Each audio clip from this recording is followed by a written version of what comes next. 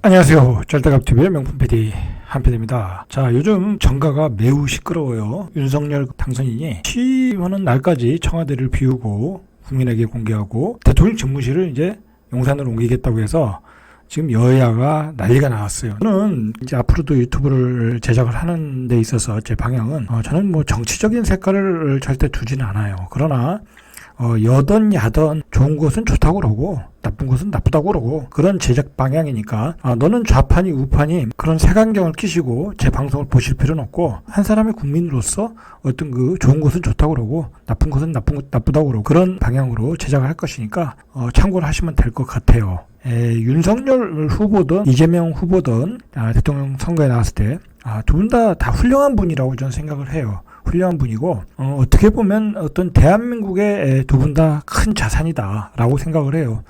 거의 뭐 두 분 다 역시 뭐 그 시대를 뚫고 나오신 분들 아니에요. 시대의 문제들에 대해서 고민을 하고 뚫고 나오신 분들이에요. 어떻게 보면 수사적인 표현으로 얘기하면 두 분 다 불세출의 영웅이다라고 생각을 해요. 그런 면에서 우리가 봐야 되지 않나 저는 그렇게 생각을 해요. 어쨌든 지금 시대는 윤석열이 요구하는 그 정치 철학이 설득이 됐기 때문에 이제 그분이 당선이 됐다. 0.7% 차이로. 자, 그렇게 보시면 될 것 같아요. 자, 그런데 윤석열 당선인은 어떻게 보면 굉장히 우리가 생각하는 상식적으로 이렇게 일을 추진하시는 분이 아닌 것 같아요.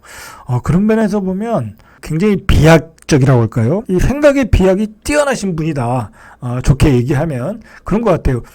생각해보세요. 대통령 집무실을 2개월도 안 남은 기간에 옮긴다.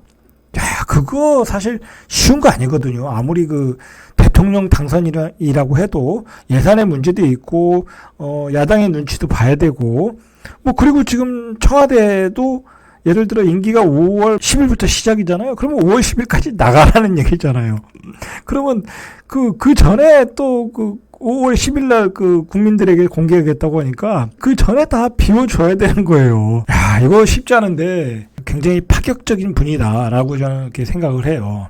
자, 저는 그런 부분에 대해서는 긍정적으로 평가를 해요. 어차피 이분이 얘기하는 게 그거잖아요. 윤석열 당선인이 얘기하는 게 내가 청와대로 들어가면 옮겨야 되나 말아야 되나 어디로 정할까 또 갑론을박할 거 아니에요. 그러다 보면 흐지부지 된다라는 거예요. 이 생각도 사실은 굉장히 평범한 생각은 아닌 것 같아요. 아닌 것 같다.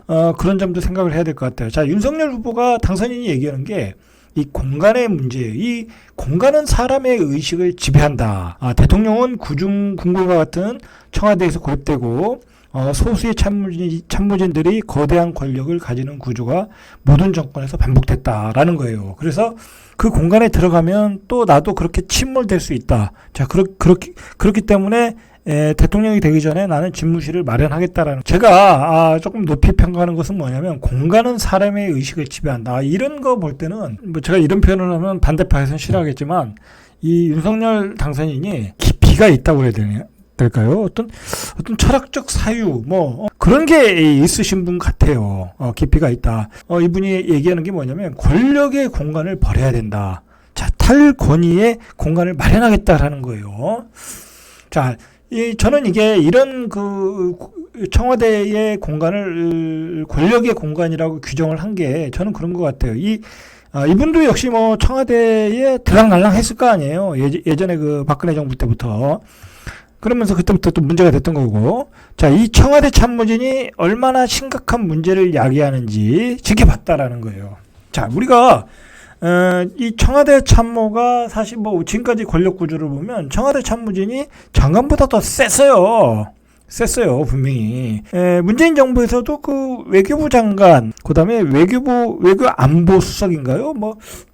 뭐가 있었는데, 자, 그분하고도 굉장한 대립각이 있었잖아요. 그 수석 밑에서 무릎까지 누가 꿇었다고 그러고, 외교부에 있는 국장인가? 자, 그 정도로 청와대 참모진이 끝발이 셌고, 그 참모진의 영향력이 너무 크다 보니까, 국내 정치가 제대로 이루어지지 않았다라는 거예요. 사실, 우리가 부동산에 관한 문제만 봐도, 청와대 참모진의 강경파들, 있지 않습니까? 김수현, 장하성, 그 다음에 공정거래위원회에 계셨던 분, 몇 사람이 있잖아요. 그분들이 거기 청와대 참모진을 딱 잡고 있으면서 그런 방향으로 좌파 프레임에 맞춰서 부동산 정책을 피다가 지금 부동산 가격이 시장이 왜곡이 돼서 폭등을 한 거 아니에요. 자, 그런 어떤 참모진의 그 영향력을 줄이겠다. 그래서 공간을 바꾸겠다라는 거잖아요.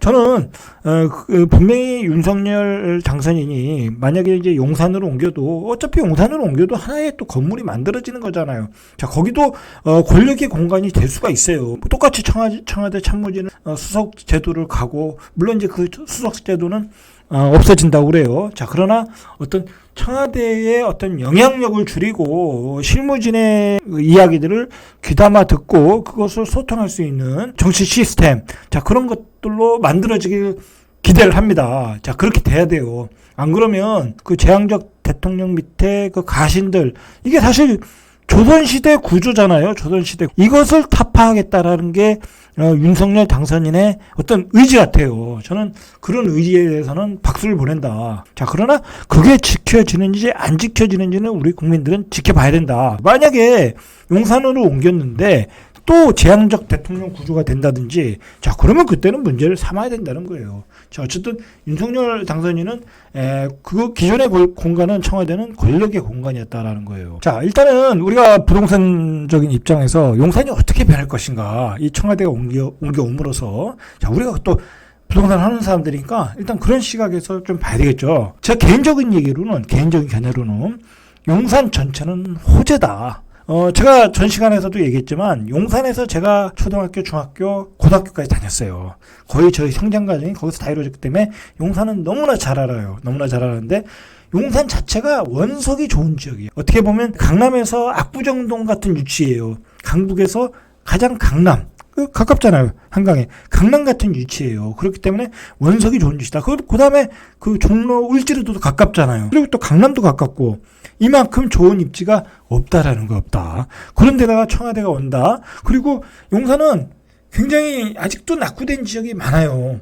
용산 주변에 재개발, 재건축이 많이 이루어지고 있어서 점점 좋아지고 있지만, 아직 그 재개발, 재건축이라는 건 시간이 오래 걸리기 때문에 아직도 낙후된 지역이 많다. 자, 그러면 이제 이런 그 지역에 청와대가 들어서면 이제 정부의 개발 푸시가 있을 거 아니에요. 정부로 인해서 어떤 그 청와대가 들어옴으로 인해서 개발 가속도가 붙기 때문에 이 재개발, 재건축도 활발하게 일어날 수 있다. 전체적으로는 호재다. 자, 그러나 제가 뒤에서 얘기했지만 지금은 상승 사이클의 고점이다. 그렇다고 지금의 가격에서 마구 들어가면 안 된다라는 거예요. 제 결론은. 자, 일단은 이제 그런 얘기는 뒤에서 하고. 자, 일단은 그 구체적으로 들어가면, 이건 윤석열 당선인, 그리고 인수위에서 얘기했던 거예요. 서울시 한강변 재건축은 영향 없다라고 했어요. 그러니까 영향이 없는 거예요. 기존에 재개발 추진하는 지역에 어떤 아무런 규제가 없다라는 거예요. 자, 근데 이 말의 의미는 조금 더 디테일하게 들어가야 돼요. 오세훈 서울시장과 비공개 회동을 했다고 그래요. 그러니까 확인을 했다. 별 문제 없다라는 거예요. 자, 그리고 현재 그 용산 국방부가 있는 주변은 이런 규제가 있다라는 거예요. 주변 지역은 군사시설 보호구역으로 이미 설정이 됐고, 자, 그 기준에 따라 개발이 진행되는 만큼 주변의 아파트를 비롯한 신축 건물을 지을 때 고도 제한 등 추가적인 제한 조치가 없다라는 거예요. 자, 이 얘기는 뭐냐면 이 기준으로 앞으로 개발 계획을 짜도 문제 삼지 않겠다라는 거예요. 그러나 이게 또 해석에 달려 있는 거예요. 이 뒤에서 보면 알겠지만 군과 협의를 해야 된다는 거예요. 협의 상황에서 조금 규제는 들어올 수 있다라는 거예요. 인수위가 서울시 등에 따르면 현재 국방부와 하창 건물 울타리로부터 500m 이내는 제한 보호 구역이다. 그러니까 이 지역에서 건축물을 새로 지을 때는 사전에 군 당국과 협의를 거쳐라라는 거예요. 그래서 시 관계자는 국방부 합천 주변 지역은 현재 위탁 고도 제한 구역으로 구체적인 높이 기준은 정해지지 않았다라는 거예요. 이게 중요한 거예요. 차라리 정해져 있으면 그 높이로 가면 되는데, 자, 이렇게 높이를 정할 때는 군과 협의해라. 자, 이 부분에서는 일정한 제한이 올 수 있어요. 예를 들어서 그 삼각지 주변이 아직 굉장히 낙후된 지역이거든요. 자, 그런 지역에 군과 협의 과정에서 일부 제한은 가능할 수 있다. 그러나 전체적으로 새로운 규제는 없다라고 정의를 내리면 되겠죠. 우리가 이 용산을 알기 위해서는 뭘 알아야 되냐면, 자, 이 용산에 이러한 그 공원이 왜 만들어졌냐면 이게 일제시대 때 여기가 이제 뭐라 그럴까요? 일본군, 청나라 군대. 자, 그런 군대, 외국인 군대가 주둔하는 지역이에요. 여기가 이제 경복궁이 가깝다 보니까 이 지역에 주둔하다 보니까 이게 어떤 군사기지가 된 거야. 자, 그리고 해방 후에 여기를 이제 미군 부대가 또 뭐랄까요? 또 미군 부대가 또 주둔하면서 또 군사기지가 됐던 거예요. 자, 이제 그런 성격이 중요한 거고. 그 다음에 이게 일본인들이 여기를 군사기지로 쓰다 보니까 이걸 알아야 돼요. 요 남양동에 있는 지역이 이게 보면 여기가 예전에 이제 제가 학교 다닐 때 보면 여기가 굉장히 그 일본식 가옥들, 일본식 상가들이 많았어요.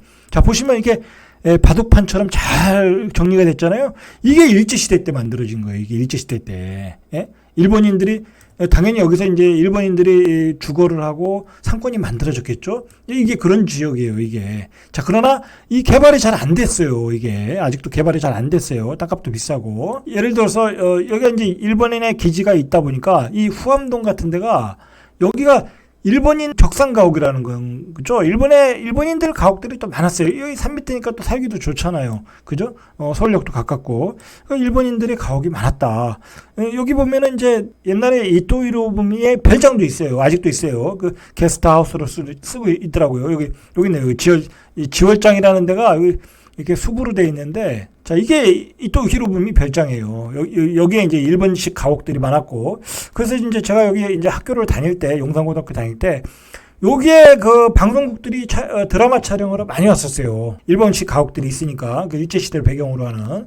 자, 그리고 이제 예를 들어서 이제 이런 지역들이 개발이 낙후되었고, 앞으로 이런 지역들이 다 개발이 돼야 되는 거거든요. 그러니까 이제 이런 지역들은 500m 이내가 아니잖아요. 그러니까 이런 지역들은 이제 문제가 없다라는 거. 근데 500m 이내 이런 지역들은 군 당국과 협의하에 위탁 고도 제한 구역에 걸리기 때문에 군 당국과 협의하에 고도 제한이 걸릴 수도 있다. 이미 추진 중인 건 뭐 어쩔 수 없는 거고. 자, 이제 그렇게 보시면 될 것 같아요. 그러니까 일단은 여기가 청와대가 들어오니까, 대통령 집무실이 들어오니까 이런 지역의 개발 속도, 최소한 이 대로변에 있는 지역들의 개발 속도가 빨라지겠죠. 당연히 이제 여기에 이제 뭐 외국인들, 뭐 외국 대통령들, 뭐 그 방문객들이 많이 이제 오고 가는 지역인데 여기가 낙후되어 있으면 뭐 대한민국의 이미지가 안 좋겠죠. 자, 그런 점에서 이제 개발이 빨라질 것이다라고 봐야 되겠죠. 저도 이제 요번에 알았는데 이 서구 유럽의 그 직무실을 보니까 우리가 생각하는 것보다 굉장히 평범한 지역에 있더라는 거예요. 평범한 지역. 일반인들과 이게 소통이 되는 지역에 있더라는 거예요. 그런 거 볼 때는, 청와대라는 공간이 굉장히 권위적인 공간일 수도 있겠다라는 생각이 들어요. 대통령 집무실이 들어갈 국방부 청사는 동측면과 남쪽에 용산공원과 인접해 있고, 이 용산기지 전부는 한 203만 제곱미터, 자, 10% 정도가 반환이 됐다고 그래요. 아직도 그러니까 90%가 반환이 안 된 거예요. 자, 올해 국방부 청사와 맞닿아 있는 부지 일부가 6월경에 반환된다라는 거예요.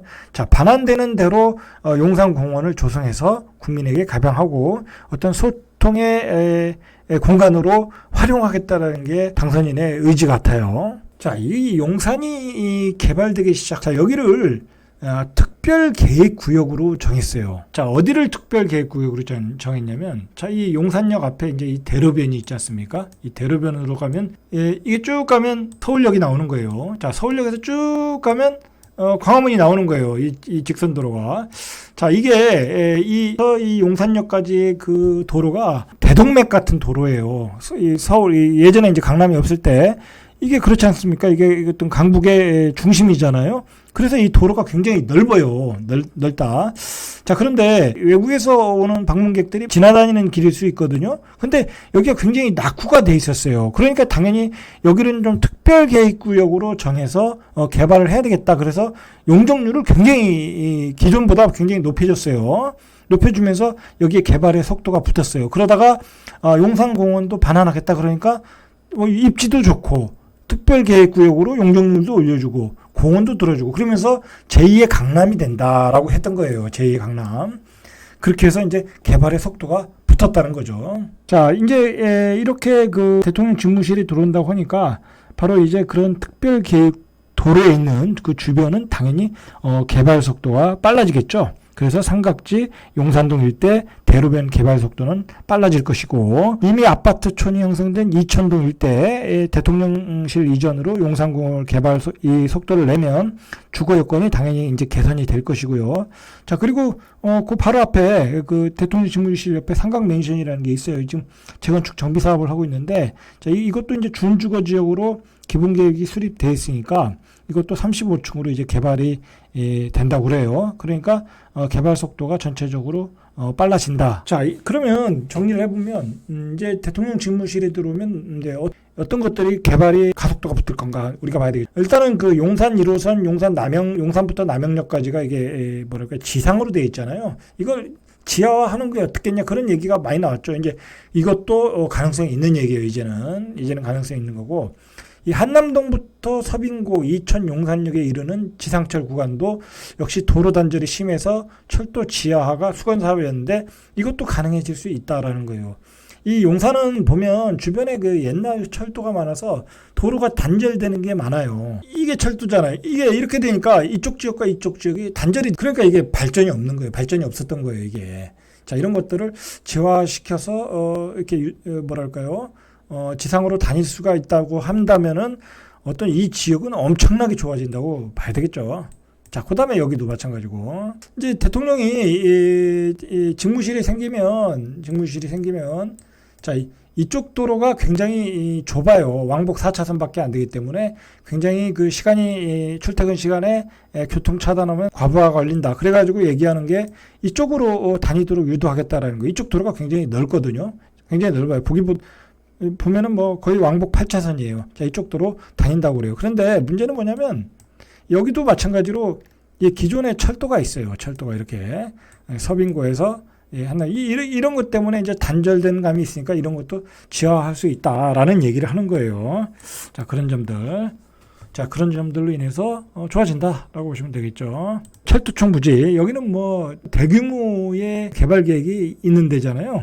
자, 여기 업무지구도 들어오고 뭐 호텔도 들어오고, 그러니까 용산은 정말 대통령 직무실이 들어오면서 어떤 그 미래의 비전을 확실하게 가질 수 있는 기회가 되었다라고 봐야 되겠죠. 자, 이 신분당선도 이제 용산하고 연결시켜야 되는데 아무래도 이게 사업 속도가 붙지 않았는데 이제 사업 속도가 급속도로 또 붙겠죠. 그리고 용산이 이제 고급지로서 발전하는데 핵심은 한남뉴타운이잖아요. 한남뉴타운은 뭐 말 그대로 대한민국 최고의 부자들이 모여 살 그런 고급지니까, 자, 그런 고급지의 개발 속도도 붙고, 자, 이것으로 인해서 주변에 또 부의 효과를 주면서 주변의 개발도 빨리 되고 어떤 그 고급 주거지로서 발전할 수 있는 계기가 될 거라고.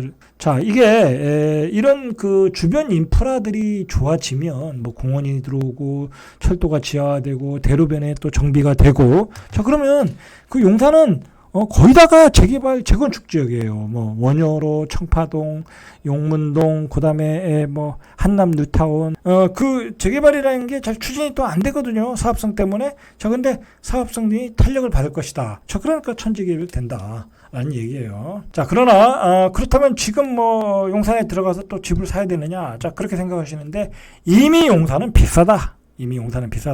여러분, 그 용산역 주변에 가면 그 낡은 가옥들이 있거든요. 이게 보시면 이 용산 정비청이 여기가 굉장히 입지가 좋잖아요. 그래가지고 업무지구 들어오고 호텔도 오르는데 이 용산역 주변 가면 여기에 이게 낡은 가옥들이 많아요. 여기 용산역 주변에. 여기도 입지가 좋잖아요. 자, 여기도 마찬가지로 이게 철도가 있으니까 가리잖아요. 그죠? 막히잖아요. 그러니까 이런 것들이 다 지하화 되면 당연히 지하화 되겠죠. 이 고급 주거지가 들어서는데. 자, 이런 지역들이 지금 뭐 정확히 얼마인지 모르겠는데 제 생각에는 한 1억 가는 것 같아요. 1억. 굉장히 낡은 집들이거든요. 자, 이래. 집들이 다 이래. 옛날 집들이. 이게 평당 1억이에요. 그러면 여기 100평 깔고 있으면 100억이에요. 100억. 그러니까 이미 다 비싸다. 여러분이 가봤자 비싸다라는 거예요. 그리고 뭐 개발의 속도가 빨라져도 뭐 그게 뭐 몇 년 안에 또 되겠습니까? 뭐 그렇게는 안 되겠죠. 그러나 장기적으로는 분명히 천지개벽이 된다라는 확증을 받은 그런 계기가 되었다. 집무실로 인해서. 자, 어쨌든 그 윤석열 당선이 탈권위, 재앙적 대통령을 버리고 탈권위, 그리고 새로운 공간에서 어떤 새로운 정치를 하겠다라는 거예요. 저는 거기에 상당히 좀 기대를 걸고 있어요. 이 대한민국 사회가 어떤 그 조선시대부터 굉장히 관료적인 게 강해요. 이게 뭐 안 그러려고 해도 이 사람들이 어떤 권력을 잡고 관료가 되면 굉장히 권위주의적으로 바뀌게 되는 게 대한민국의 현실이거든요. 그런 점을 깨칠 수 있을런지 우리 국민들은 한번 지켜봐야 되겠죠. 그런 점에서 기대도 됩니다. 이상 절대갑 TV의 명품 PD 한 PD였습니다.